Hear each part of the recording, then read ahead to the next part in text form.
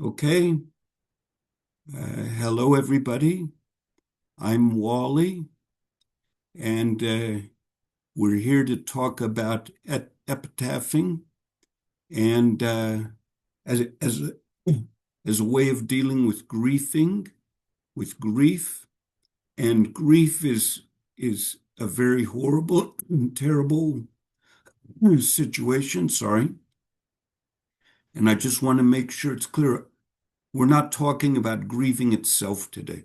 We're talking about epitaphing as a way to deal with grieving. And what we'll do is anybody who actually would be better if you can go to epitaphing.com, just the way it's written here on my screen. We're really going to go through that page. So I'm not going to be showing screenshots or anything like that. We'll be reading through that page and talking about it. And yes, if anybody has a comment or a question, please put it in the chat. And perhaps also we will open up, unmute people so that we can have conversations among ourselves based on all of our experiences. So given that, let's get started. And I apologize for my novice capabilities on Zoom, but I'll do my best. So, epitaphing. Now I'm going to start reading through the page, epitaphing.com. And please, any questions you have or anything that's not clear, let's clarify it. Epitaphing. Epitaphing is grieving by living an epitaph. And epitaphing is not something that exists.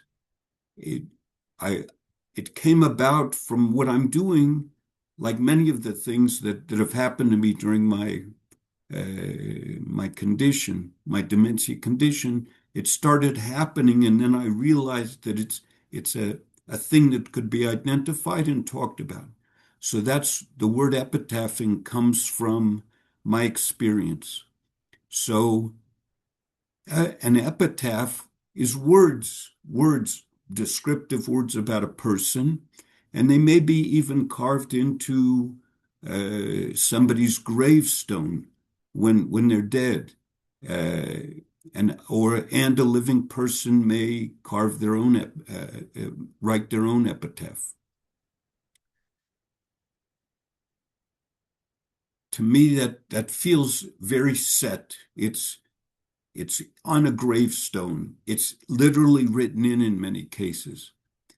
On the other hand, epitaphing is a person doing an epitaph. In other words, my feeling of an epitaph is that it's to use the word, it's very dead in the sense that it's what it is and it's not going to change. Epitaphing is a person doing an epitaph of the deceased person in the way that the person chooses. I'm going to relate to the deceased person and grieve the deceased person in the way I choose, but line it up with their epitaph. So I grieve part of my grieving can be according to what the person defined as their own epitaph.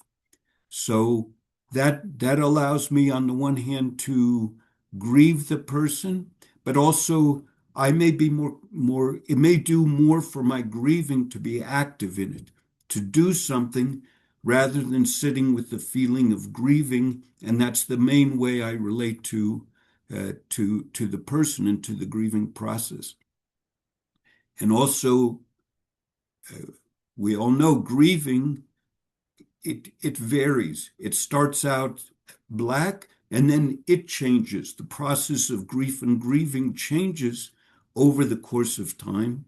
And epitaphing allows our relationship to the grieving process to change as our feelings of grieving change. So that's my perspective as I'm presenting this. An epitaph is a definition, and I'll talk about that in a little bit. And it's important, me as a person grieving, I have found uh, it assists my grieving. It helps me to grieve in a way that's more effective for me by doing the epitaphing, and I relate to grieving in my own way. So let's talk a little bit about that in the sense that throughout this whole process for me, since I got my dementia diagnosis, I've felt this, what I call transition. Things have not been set as they go along. Time and again, there have been transitions. So getting to this point in my of grieving, in my dementia process, it feels very natural to be feeling in terms of transition instead of things that are set. So in order to get us into this feeling a bit, let's just go through some of the transition points that I've had with dementia or people who have been in various situations may have gone through as part of whatever challenge they're facing. So, um, for example, when I first got my dementia, my diagnosis, it was black. That was my biggest grief, let's say, in this whole process, getting the diagnosis of dementia. Everything went black. I had two words in my being, and that was death and dementia. And that's all there is. At the very beginning of grieving, for me, that's the way it was. And then over the course of time, I came to realize that yes, I'm dying, but I'm also living. It's just, I realized it at some point that I'm actually living. So then those two came together. Over the course of time, I call it a living dying duet. I feel that in me there's living and there's dying, and it's not like I'm just living or just dying. It is a duet, and they're actually dancing a duet. They're affecting each other. I feel that dying is making my living more immediate, and my living is making my dying more meaningful.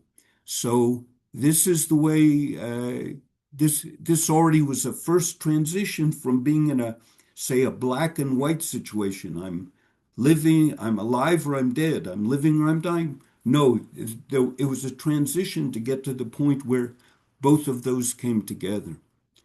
And then as the thing flowed forward, and I didn't plan any of this, I'm just describing things that happened that I followed along after. At some point, I said, I'm going to create my tombstone. So my tombstone is really as I'm going along. And now that dying is a part of my living, and they're both coming together pretty strongly, um, I felt it was appropriate to create my tombstone. So it actually took a few weeks to really think what have I brought into the world? What is the difference in the world that I've been here? And I gave myself plenty of time. I go for walks morning and evening, and I did that. And so then I said to come up with what do I bring to the world, and what difference is there in the world from the fact that I've been here?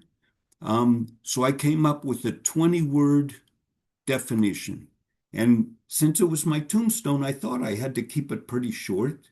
So it made sense, to get it to 20 words. So that's what I did, and that's my tombstone. But because living and dying were both part of where I was at, I said, wait, that's my tombstone. But pretty immediately I thought, well, that's also my life stone. If I've spent this effort to figure out what I'm bringing into the world, well, I'm still alive. So let me make that into my life stone. And that served as what I see I'm doing here in the world. So it helped guide my life as I'm continuing to go along. And then when the idea of epitaphing came up, I said, well, that's my epitaph actually.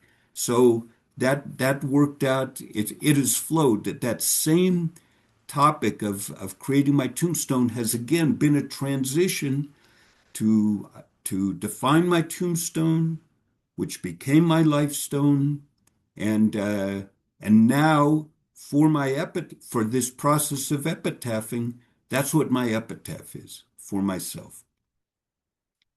So then this process is going along where my dying is becoming more prominent in the balance between living and dying. But even that didn't sit still. As I'm feeling my grief for my situation, that I'm dying and I'm me and leaving and the family and stuff like that, I realize that grief also brings growth.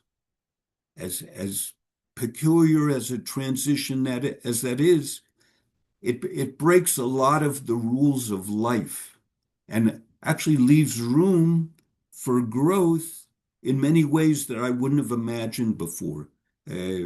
For example, as I'm feeling more and more things, I realize there's things there aren't even words for.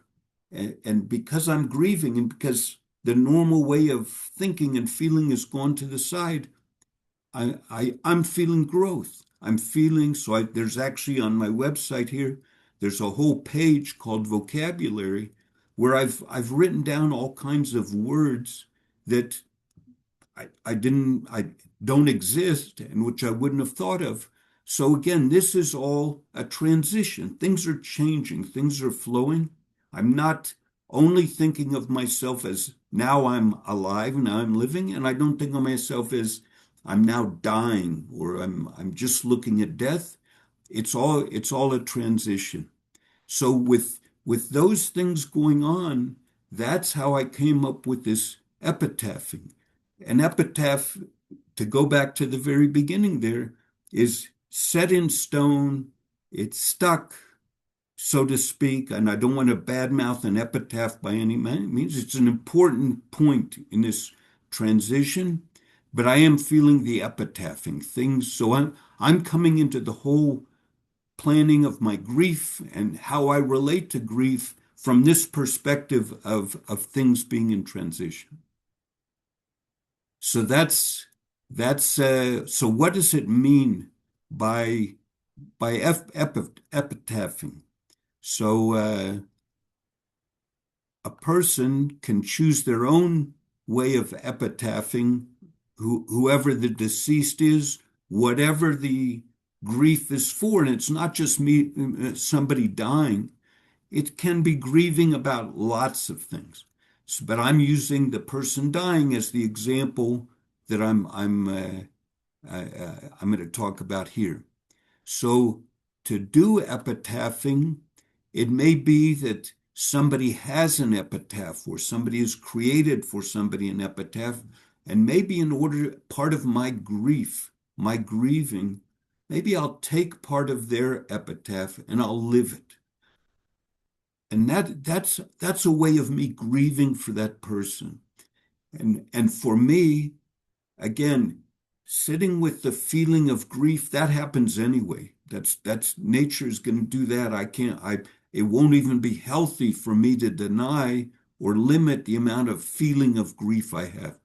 But in my grieving process, it's also part of grieving to actually be doing something altogether.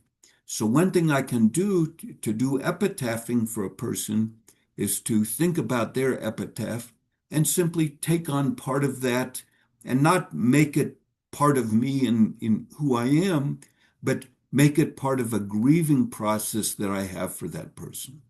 So that can be for a certain amount of time or a certain amount of intensity in doing that, to pick up on something about that person.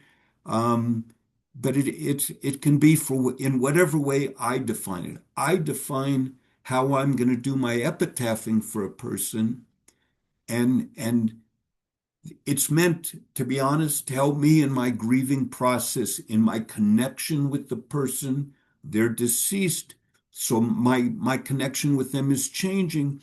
And epitaphing is one way for me to proceed with my connection with the person to be as part of my grieving process.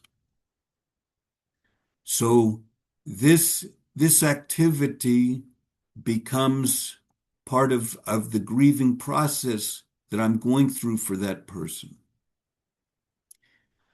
And once the idea of epitaphing comes in, there can actually be quite a few reasons. It becomes something of itself. In other words, epitaphing can have several purposes and several reasons for being there. And they're listed out here, as you can see on the screen. Epitaphing may be part of the way a person grieves for the deceased, which is exactly what I've been talking about. That's part of the way I grieve for somebody, is when I'm doing actions because I'm epitaphing for a person. That's part of my way of grieving for them. And depending on how close or not close I am to the person, epitaphing may be my sign of love or respect for a person or for part of a person's action. Okay, somebody dies, I'm feeling it. I'm not necessarily that close, but out of a sign of love or respect for, or whatever connection with that person, epitaphing is a way that I can express that and fulfill or express my feeling of love or respect for that person. And in the same way, epitaphing is an action.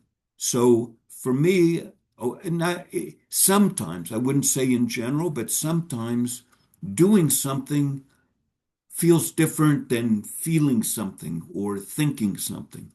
So it may be appropriate, as in my relationship to somebody, that I think it's appropriate to do epitaphing rather than talking or write, or in addition. There is no one or another here. But epitaphing becomes an option for how I might relate to somebody who's passed away in order uh, to show them respect and in a different kind of way. Then there's this another situation as this whole thing is developing, and that is I may choose to I'm going to be the deceased. I have my dementia, and what's going to happen is going to happen.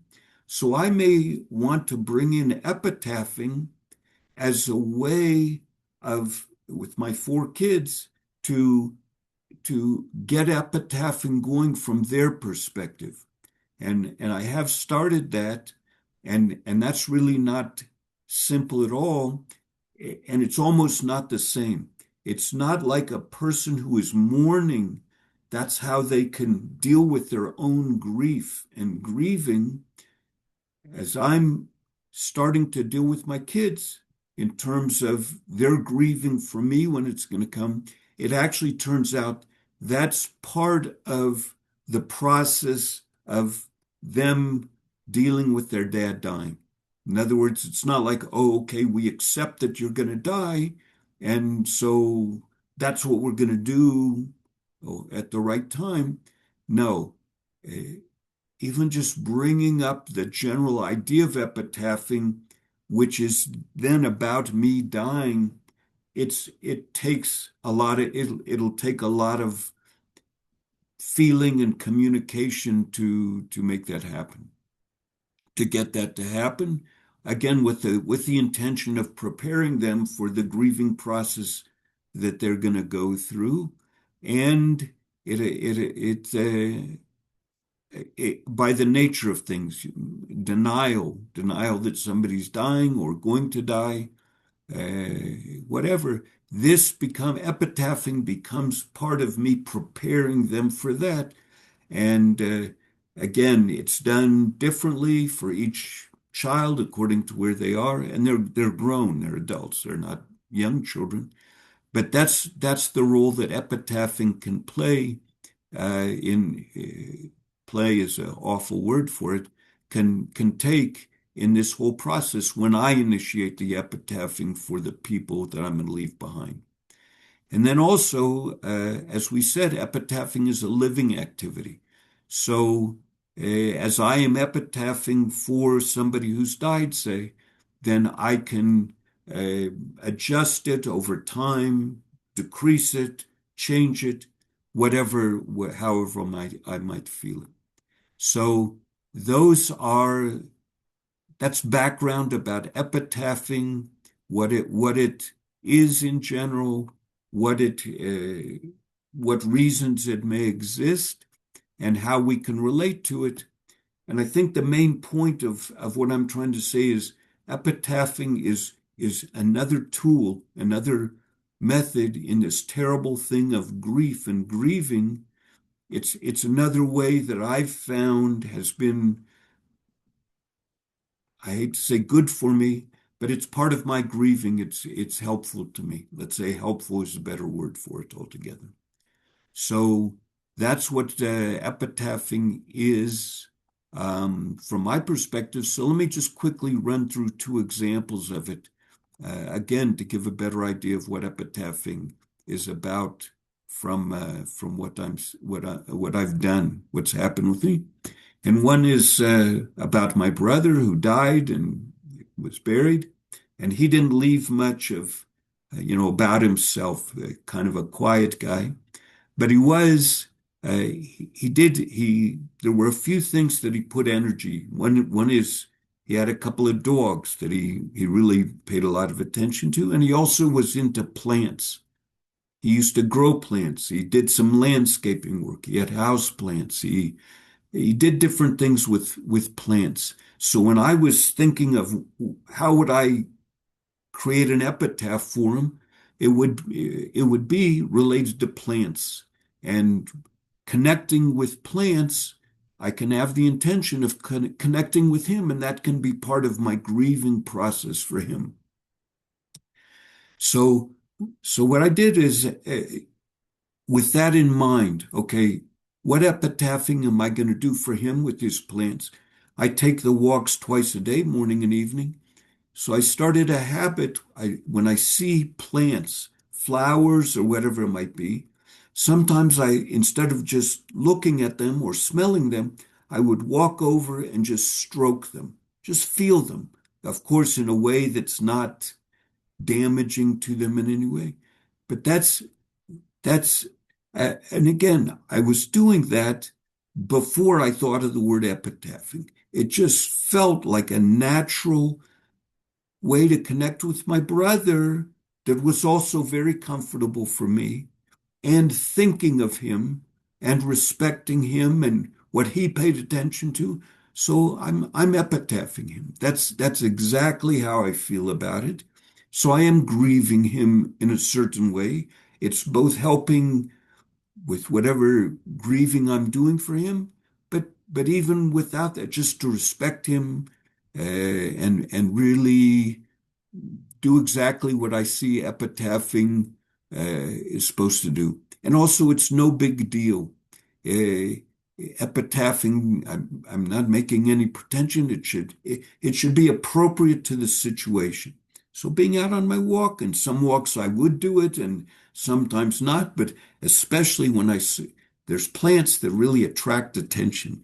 So I would say, well, wow, here's a plant for epitaphing. So I just go over it, stroke it a few times, and that's how we would do it.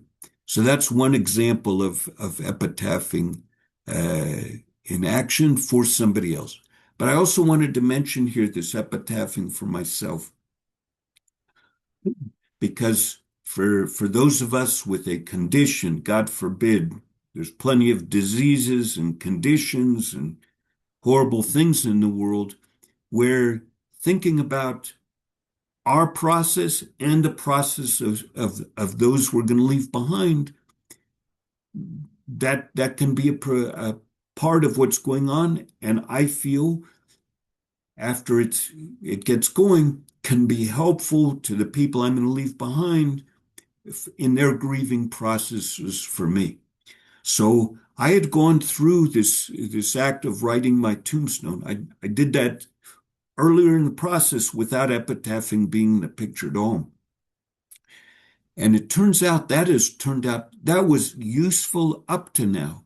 I would say that creating my tombstone was one of the most meaningful things that have happened in my dying process.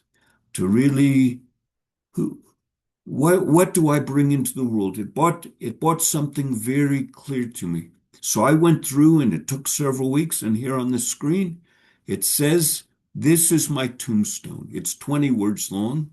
To feel this is what I feel that I bring to the world. Right, wrong, indifferent, it's irrelevant. It's what I feel about what I bring into the world. To feel situations I'm in and to bring my energies to make the situations richer for the people they touch. And when I say that again, not grandiose, to tell the house painter, gosh, he's doing a nice job of paint. If only what I actually believe and feel, not to make anything up. To tell the house painter that it's nice, to thank the security guard in the supermarket for helping me feel safer, etc. There's every 10 minutes you can bring some good energies to some situation, and that's what I feel I'm doing here. That's my beacon. That's what what I'm bringing. So that's a basic statement. And then I can talk about that with my children to the people that I want to get involved with this idea of epitaphing. Well, that's how I feel my epitaph is. So I can talk to my kids about that's me. What my kids do is their epitaphs or how they decide to relate. That's up to them completely. But I feel the process I'm in with them at whatever speed it's going or not going, it's not a rushed thing, it's happening, is that's helping them in their grieving process. They'll know what I felt my own epitaph is, and they can relate to it in any way they want. And as it continues to say here, uh, it does provide an active connection. It's an active connection. It's remembering a person and it's grieving for a person, but it's also an active connection, these kind of things. And I would just clarify, it's not the same as an ethical will. And an ethical will is where somebody says, this is what I've learned in life, and this is what I'm turning over to somebody else. That's not what epitaphing is. So an ethical will is something different that can be created differently or however somebody wants to do. But this is not an ethical will altogether. Another thing about epitaphing that I've decided to do, for example, with my kids, is to start raising it before I'm dead. And I could almost feel, I haven't done it yet, but to start the epitaphing process with somebody before they're dead, especially people in chronic illness conditions, uh, and I've also related to people who are farther along in dementia, in the horrible, horrible situation of a caregiver, which is so darn hard, and to see how epitaphing can come into the process of a caregiver who is watching somebody die, God forbid, in the way it happens. And I say God forbid because it's so horribly difficult for the caregivers. So having epitaphing as part of how a caregiver relates to a person that they're taking care of. So I'll just close out pretty much just to clarify epitaphing, to make an orderly method out of it. This is what I used, and people can do it however they see fit. Um, the first step is simply to decide that this is something they want to do. In other words, it won't happen by accident. It's the kind of thing you need to have in mind and pay attention to and have in feeling that this is something to be done. For whatever reason they may want to do it. The second thing I did was then go through this process of creating my tombstone. And for me, coming up with something of around 25 words or so seemed appropriate. So that's exactly what I did. So then to use, again, I'm reflecting my process, but it worked for me, so to speak. So that's why I'm describing it. To use that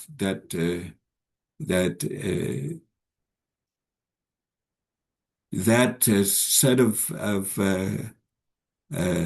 that epitaph, that phrase that they came up with as part of their tombstone creation to be part of their lifestone and feel, okay, this isn't just empty words. This is me. This is a guide, a beacon, not a complete definition of me, but this is a beacon for how I choose to live my life. Not that I'm going to be pure about it or anything like that, but I will use it as a guide, as a lighthouse, so to speak, in how I am living my life.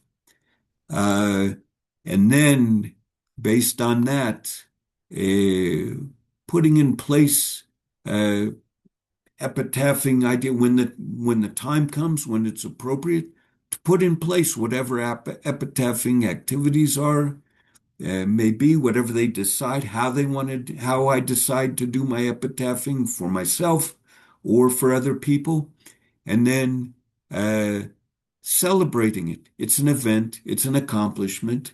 So in some way, marking the idea, okay, I'm in the epitaphing process to have even some little activity that marks it. Okay, I'm now in epitaphing, so then it stays with me. It's an identifiable activity that I've been through and can recognize it.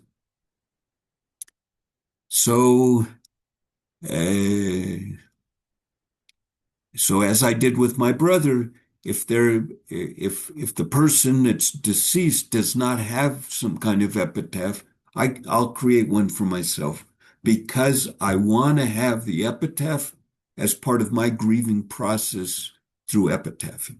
So I'll create what I feel is the most appropriate epitaph for the person and then use that as the basis of my epitaphing. And then I'll just to finalize here. Number one, what I mentioned, and I want to emphasize it. For me, epitaphing happened. I had zero of anything I've talked about today. Nothing came because I planned it or thought it would be a good idea. It all happened, and I just flowed along with it. And then after I had flowed along with it, I realized that it had been something that you could consider to be something like a process. And then I could write it down like on this page and talk about it. And if it can help somebody else, this helped me. And if some variations on this, fine. But I just felt, it's like that. I guess I get hung up on words. That's why I created the vocabulary. But having a word for something already gives an opportunity to relate to it. So that's why I created the word epitaphing, the process that I call epitaphing, and I see that as being a natural part of the way things go. And as part of my dementia process, I have a whole website, the alzheimersconversation.com, where I go through everything that's happened related to my dementia, and so it can be seen there. But I will say one other thing that I feel has affected how I've related to this whole thing. Before dementia came into my life, and I still cannot say the word dementia with my own name in the same sentence. That connection is still not imaginable. Before I got into dementia, I had been interested in energies and resonating and the way the world works and all that kind of stuff. And I'd really put some effort into it. and created a site called itsaresonatingworld.com. And then dementia shows up, and I was feeling I should write things down. So much was happening, pictures and this and that with dementia. I said, well, I'm going to start journaling what's going on. And my website was sitting here. It's a resonatingworld.com. So I just started plopping my dementia journal right on pages in there. In other words, I didn't even create really a separate site. So that's why you see at the top of this page, it says, It's a Resonating World. And there's the menu for It's a Resonating World. And and and and I really feel I've related to dementia. It's almost like symbolic. It's a resonating world, and put I did it just out. I didn't even think it would reach the proportions that it is. So I thought I'd take one page of that website and put up whatever I want to put for dementia. But it is developed into a lot of pages. And if you go to the alzheimersconversation.com, there's a whole list of topics that are covered there. And under that is media links. Thank goodness, part of the mission I have is to talk and write about it in order to bring it to the world as much as I can. And so there's a lot of pages that are purely about dementia. But I just want to wrap up by saying I I feel that my whole approach to dementia and everything I've talked about today and relating to people and relating to grief and relating to dying and death is very much connected with this background of it's a resonating world. And the world is energies, and we all do resonate. And after I'm dead and I'm cremated, and they spread my ashes under those olive trees outside of Jerusalem, it's a resonating world. My energies and I don't want to get into that now, but I just wanted to say that as I think it affects my grief, everything I relate to dementia, including my grieving process and what I've described here altogether as in terms of epitaph. So with that, that's a it's not a conversation. I'm doing all the talking, but that's epitaphing as far as it's a activity very much in place for me. And if it's been helpful, or this whole thing, it's been recorded. I'll end the recording, and then I'll post it, and I'll send around the link to the recording in case it can be of any value. And in any case, you are all helping me stay alive. I need I need a mission in life. A person who's dying is benefits a lot, and you're helping me have a mission. My mission being to bring these kind of things out at every opportunity. So if there's any questions or comments or your experiences, I can unmute you. With Gail's help, I've learned how to unmute if somebody would like and just talk for a few moments in any amount or not. Fair enough. Wait a second. I'm going to try.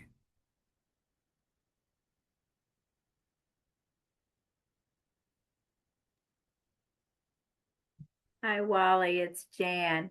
Hi, I Jan. appreciate putting words to the thoughts that people may have about your process.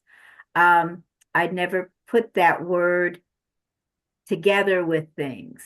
And certainly it reminds me the plants when I go to the cemetery where I used to meet your brother and his love of plants and our mutual love for the cemetery. So much of what you're talking about, the things that go through my mind, is what you've been able to give a word to. And I like that connection. And I appreciate you sharing with us. I really do. Thanks for saying that. having a word does make a difference. And I feel the same way, Jan. And gosh, there's so many words we're lacking. And I realize, wow, we can barely deal with, uh, we can barely deal with, well, we deal with it the way we can as much as possible, given our lack of words. So, and you could go on with this. What words do what we call the primitive ancient cultures of the Pacific Island, what words do they have that we don't have? And they're doing a much better job of dealing with the world. And but let's not. But I appreciate Jan, you're saying that there is value because you're feeling, from what I heard you say, you're feeling what you felt with being with Jim and stuff like that. So you're feeling that. Very nice. Elena. I got a message saying that the host would like me to unmute. Um, That's right.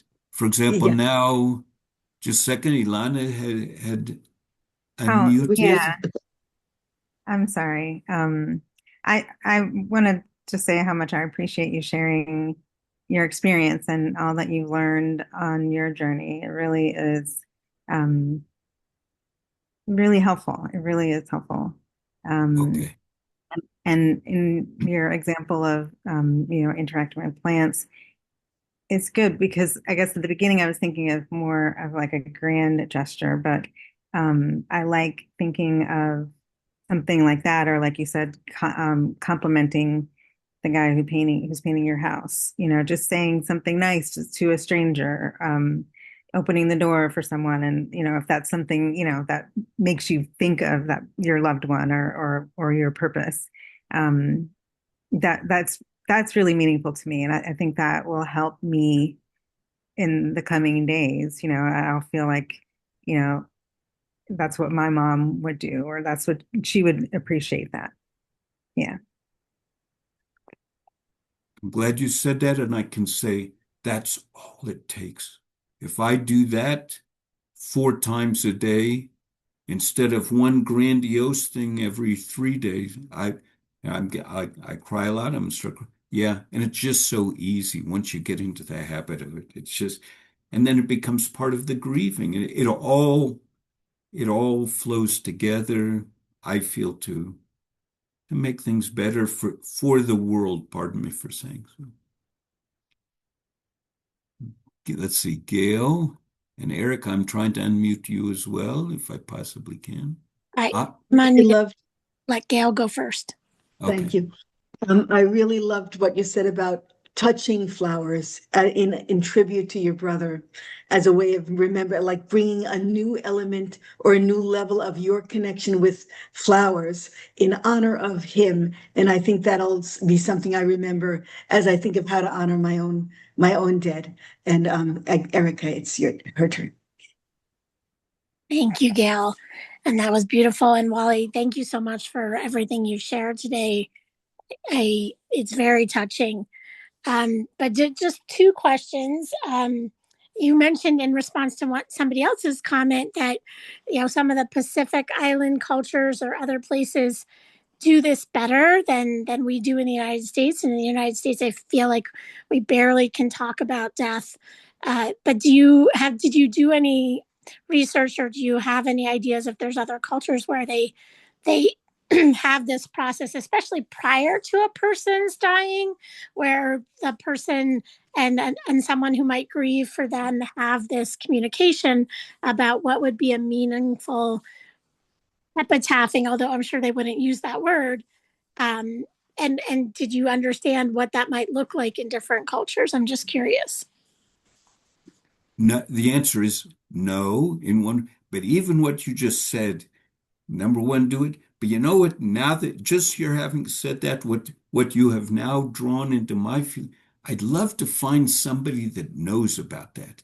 And let's have I would love to have some sort of conversation like this to talk. Let's talk about how we view this so we can see ourselves and have somebody who knows about it. But the answer is I haven't done it myself, but I have to write it down because otherwise I'll never remember it. Given the universities and this and that and the other, I would love to find it. So watch out for an announcement about a session about American ways of relating to dying and grieving as compared to somebody. It's a beautiful idea, Erica. Thank you very much. Well, thank you. And then the second question, and you mentioned that you're starting to have these conversations with your own children. And I know that you don't have an answer, yes, necessarily right now, but I definitely would love to learn as you proceed in that process. Because again, given some of our culture's difficulty in talking about death, um, I just am wondering, and I guess also hoping that those conversations, as difficult as they may be, give both you and your kids some feeling of, you know, something good, something that is going to, allow them to feel connected to you after you pass, and allow you to feel that they are, able to really still connect with your energies and all of that. But I'd be really interested to learn as you progress in those conversations how they go. Okay, fair enough. I'll be glad in whatever form, but I can say, really, Erica, I think what you just described, that's how I thought it would go. Okay, Mhm. they know I'm dying. They know all this, but it turns out that adds toughness. I already had the conversations about the fact that I'm dying and am going to die. Pardon me for saying so, even how I'm going to die. But I didn't get to this, Erica, like you're saying, where I really got it. It made it more real because it's only become real for me. For a long time, I'm dying, and when I get close to the black line, I'll know that I'm getting. It's become more real for me, and I would just say, Erica, in terms of what I understood you just asked, I'll be glad to bring that experience out as much as I can. But I see it's part of their realization process. It's not, let's put in place this epitaphing thing. It's part of their coming to terms, even with the idea that this thing is happening at all. So that's just to say how it's unfolded for me up to now. Yeah. I think about it, I wish our culture was different, because I think if we did something like this, maybe several years before people are approaching death, that then it would sit well with both the individual who is dying and the individual who may be grieving that person, that they feel both this idea that they would have a connection past the time of the death. But again, I don't think our culture deals with that, and we don't talk about death till the very, very, very end, if at all. But it seems like it could be something that would be helpful to all the parties involved if we had these conversations, as people were entering their later years, but not necessarily, the last 6 months. Okay, I'm going to tell you how I hear what you just said, Erica. I hear just two obvious things. One is there is that thing called grief growth, which is grief leading to growth. And what I heard you just say, Erica, the grief that a lot of people are feeling about how to relate to dying and death can be turned into growth if we can create a situation where we bring some of those things. And that leads to the second thing I hear, almost a bigger challenge than what you said before. Now that you say it, I don't even need to do anything about, just bring in their cultures and say, these are other possibilities for relating to this. Actually, just maybe bring somebody else into these conversations who could. I'm a big believer. Once you talk about something, once you put it out there and there's three people that you've talked to, It's all about the resonating world. It'll get there, it'll get out exactly as it's supposed to get out. So, yeah, let's create situations just like you said before, where the idea that you just talked about, let's bring other ways of doing this, and so people become aware of it. I'll be honest with you, even about dementia.